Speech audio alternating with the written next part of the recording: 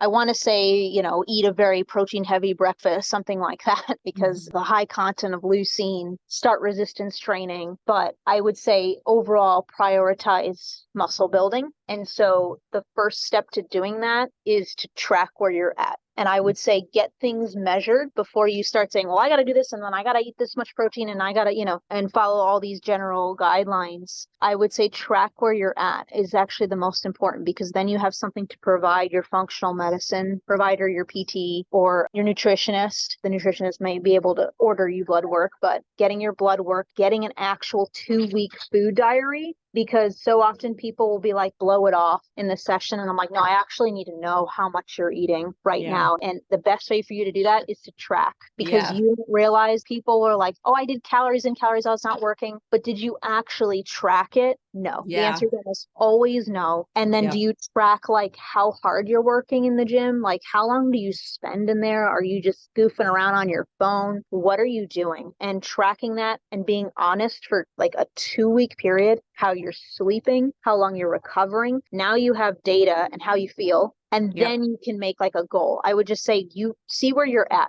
because then you get caught in the what do I want to do and where do I want to be? And sometimes I think just tracking is the right decision instead of just adding in eggs for breakfast, which I'd love if everyone ate high leucine sources and all that. But I think tracking actually would be my answer.